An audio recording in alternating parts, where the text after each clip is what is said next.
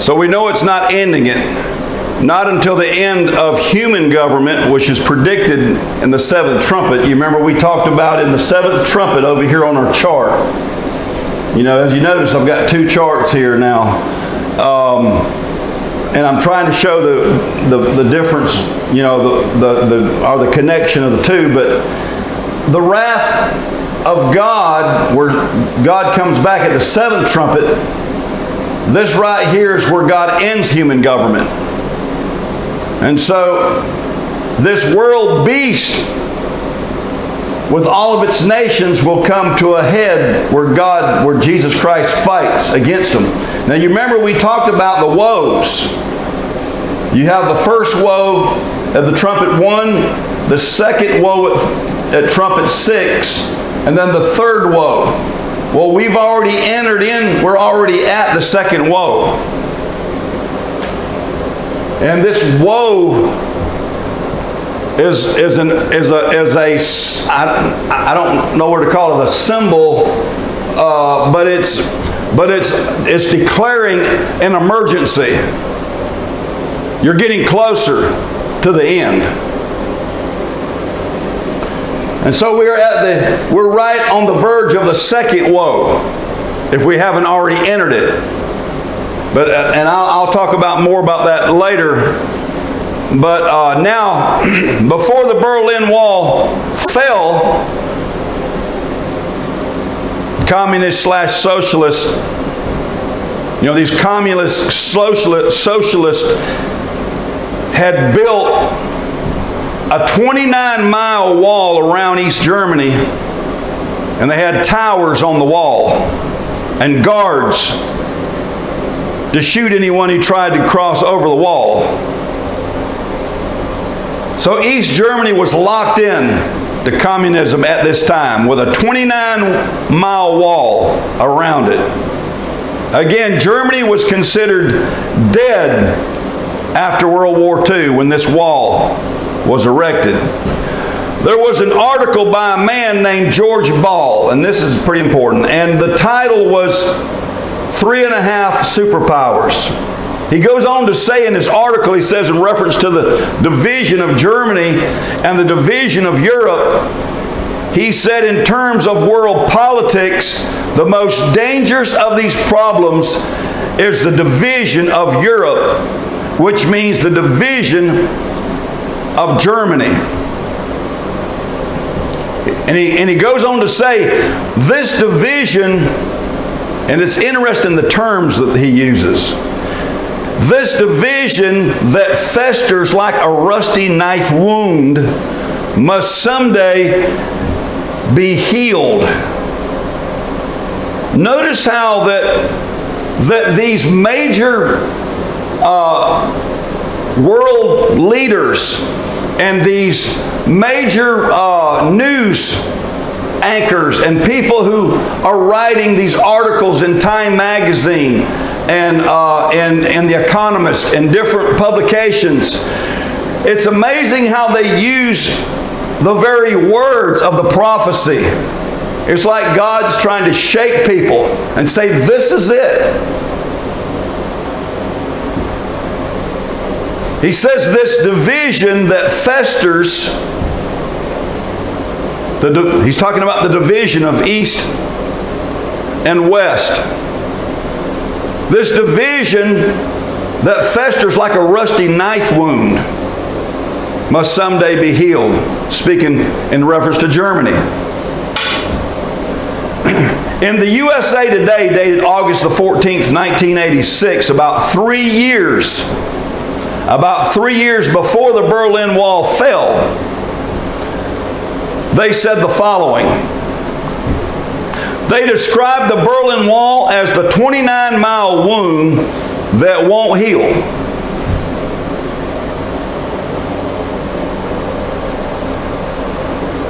Again, amazing the wording used in light of the prophecy of the Scriptures. Because John said in Revelation, and I saw one of the heads as it were wounded to death, and his deadly wound was healed. They're using those same words in these publications. And all the world wondered after the beast, or after the New World Order. Because right after the New World Order, right after the fall of the Berlin Wall, the New World Order is born. Keep that in mind. 20 days after the fall of the Berlin Wall, the declaration went out that we're embarked on a new era, on a world government. In the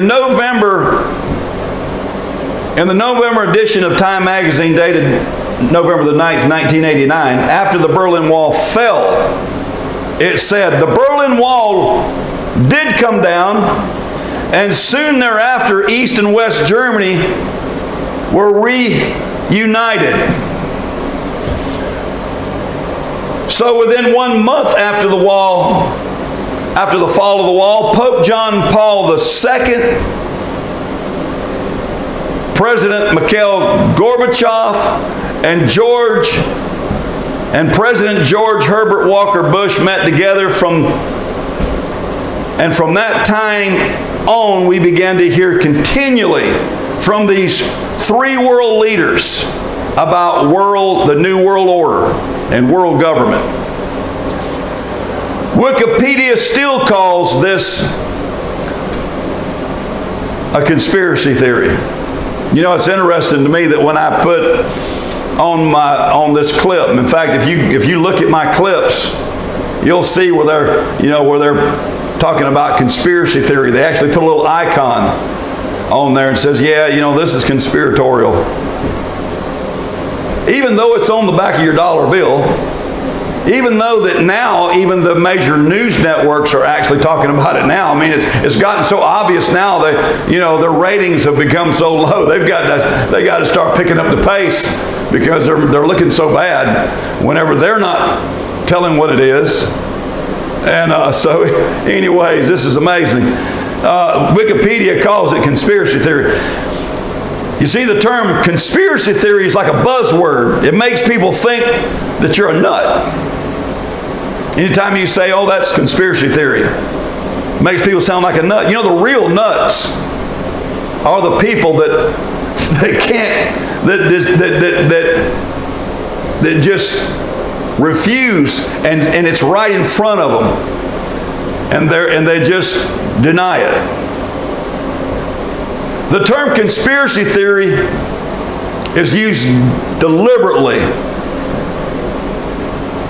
to discredit what you got to say. That's the popular way that it's being used today. But it's getting harder for people to use this now because it's become so widely known now that even the mainstream news outlets have been forced to admit, or they become nuts, or rather instigators of false information. 1968 was a time when communism was raging. Fighting was going on between the communists and the non-communists. During 1968, it was the height of the Cold War. East and West Germany was in conflict. People in East Germany were fleeing to the West Germany to escape communism. During this time, Great Britain and Russia were bitter enemies through the 1960s. This was reason for the erection of the Berlin Wall in the first place. This is why the Berlin Wall was put in place. Things were very bad during 1968. And it looked like Russia and America would go to war. Up until 1989, which is the time the Berlin Wall came down, no one thought it was possible for this wall to ever come down because of all of the fighting, all of the division, the Cold War. Nobody believed. I mean, took people completely by surprise. Nobody believed. When people would make the statement that the Bible predicted the fall of the Berlin Wall, and there were those Bible scholars that made that prediction. they were wrote off as nuts. Conspiracy theorists, like the conspiracy theorists. They were nuts. Berlin Wall is never going to come down the way things are going on. You remember back in the 1960s, that was whenever people were building bomb shelters. They were buying these bomb shelters and installing them because they were looking for any day nuclear war to happen. You remember the Bay of the Pigs and all that stuff that was going on in Cuba? Everybody thought Russia and the United States was going to fight. There was great fear. No one ever thought the wall would come down. That was the last thing people thought would happen. The August edition of the USA Today, dated August the 14th, 1986, said, Berlin Wall, west is somber, east is festive. The Berlin Wall 25th anniversary Wednesday spotlighted its unique role as the stark symbol of East and West differences. Says the bricks mortar of propaganda, the 29-mile wound that won't heal. USA Today said, this wound ain't going to heal. It's always going to be there. So it was known as the 29-mile wound that won't heal. They used the terms right out of the Scripture in disbelief that this wound would ever heal. But it did. The Bible predicted this to be the deadly wound that would someday heal. And it did. The Bible said one of the heads, as it were, wounded to death, and his deadly wound was healed. This prophecy came to pass on November 9th, 1989. This is the date, the very date to the day that this prophecy came to pass, to the letter. Time magazine, November the 20th, 1989, said, Wall of Shame, 1961 to 1989. It was the most palpable evidence of a deep wound in Europe's civilization. And it's finally gone. There you go. They're using that word again. Deep wound. The word wound is repetitively used in these articles. The wound, the wound. Within 20 days of the fall of the Berlin Wall, Pope John Paul II, Mikhail Gorbachev, and President George Bush Sr. met together and announced the birth of the New World Order. They did that 20 days after the deadly wound was healed. You remember Dick Cheney, which his name is Richard Cheney, but you remember the vice president. He was George Bush's vice president. Former U.S. Secretary, under George Herbert Walker, he was the former U.S. Secretary of Defense under George H. Bush during the time of the wall, when the wall came down. In 1991, Cheney says the following. He says, and this is a quote, "There's a good reason to take these steps now. The world is in a new era of promise that started 2 years ago with the collapse of the Berlin Wall." So Cheney marks the Berlin Wall as what marked the beginning of the New World Order. He makes that statement. And this is found in the September 29th edition, 1991 edition of the Indianapolis Star. He said this in 1991, that he knows that a new era of promise started in 1989 when the Berlin Wall fell. This was actually the birth of the New World Order. On November the 9th, 1999, there was an advertisement put out by Merrill Lynch. And this is what it said. The world is 10 years old today. Now keep in mind, this was written in 1999, this article was, in reference to the event that happened in 1989. So there's 10 years. So it says the world is 10 years old today. He's saying that 10 years ago from 1999, which puts us back at the Berlin Wall, Merrill Lynch is saying, hey, this is the birth. And he goes on to say, it was born when the wall fell in 1989. He says it.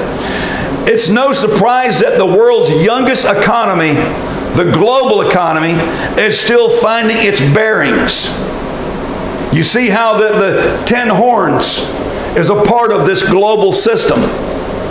It's because the 10 horn system is even though it was a European system at the time for the global economy, it's working on spreading across the earth.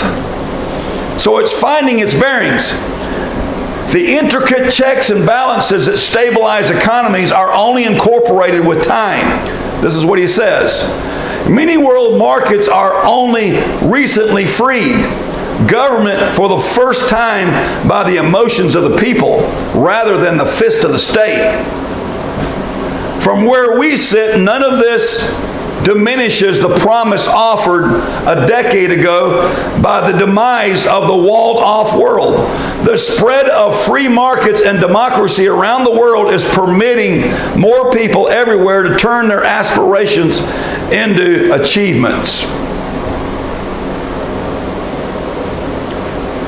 And technology, properly harnessed, he says, and liberally distributed, has the power to erase not just geographical borders. You notice how they're erasing the borders now? But also human borders. The reason, well, let me finish. It seems to us that for a 10-year-old, the world continues to hold great promise. In the meantime, no one ever said growing up was easy. Notice in this last paragraph, they're talking about this world order. They're talking about the birth of this new world order, Merrill Lynch is. And he's talking about the erasing of the geographical borders. You remember when George Bush was in office and there was a big thing going on about the North American Union and bringing bringing that highway, that super highway across Mexico and bringing the borders. You know, people were up in arms. They were wanting to bring that corridor, talking about the corridor going through the United States. They're trying to erase borders. They're trying to bring down walls because they want to spread communism. And in order to do that, not only does the Berlin Wall, notice, the Berlin Wall fell. That marked the end of borders. From the time of the Berlin Wall, they have continued to try to tear down borders. Remember a few years ago when all those when all that stuff was going on with ISIS and all of the Muslims were pouring into these countries. They want to tear down borders. It was a goal. It wasn't something that happened. Well, these poor migrants, they had to have somewhere to live. We had to help them out. We didn't have no choice. No, they created what happened because as you see, they planned all the way back to 1999 to do this. They knew in 1999, according to this article, that they were going to do it. This article was written 10 years after the birth of the New World Order. So the New World Order is 10 years old at this time. All of the evidence points to the birth of the New World Order immediately following the fall of the Berlin Wall in 1989. So what does this mean? for us in this country that has a Bill of Rights. A country that we have all of our life heard that we have certain rights to life, liberty, and the pursuit of happiness. What does that mean for us? In 1992, a man by the name of Strobe Talbert said in Time magazine, speaking on the subject or title, The Birth of a Global Nation. He's talking about the birth of a global nation. And he said in the 21st century that national sovereignty would cease to exist as we have known it. And we would all answer to a single world authority. This is what he said. Just now wait till you hear who this man is. I'm going to bring that out in a minute. He makes this statement at the Council of Foreign Relations. Talbot tries to normalize the phrase global governance by saying these concepts have been taught in our schools, colleges, and publications for some time now. So that's supposed to make it normal. We're supposed to accept it because there's nothing to worry about. Well, this has been going on forever. You know, notice how people always do that when they want you to not be vigilant. They'll say, "Oh, don't worry about that. It ain't nothing." They've been talking about that forever. Ain't nothing to worry about. That's what he's saying here, as though this lends legitimacy to in some way to global governance. Because it's been taught in schools and colleges. Sure it has. The books are put out by UNESCO. UNESCO is a division of the United Nations. Sure it does. He goes on to say, this means a single capital. This is what he says. This means this is their goal. A single capital, a single flag, a single national anthem, and all nations being subject to one world global government. Now you wonder why that they're tearing down statues today? They're wanting a single capital, a world capital, a single flag, a single national anthem. So if they're going to have an anthem and allegiance to a government like America has a flag and a national anthem and a capital, if they're going to have that, they can't have that without erasing what we have. Because it's to point the masses and the generations to a world government ruled by Satan. So he says, Talbert goes on to say, he says the sovereignty of every nation will be subordinate to a single global government. This is a quote. He goes on to say that this global government is not a dream, but reality now. He says this is not something we're dreaming about doing. It's already here.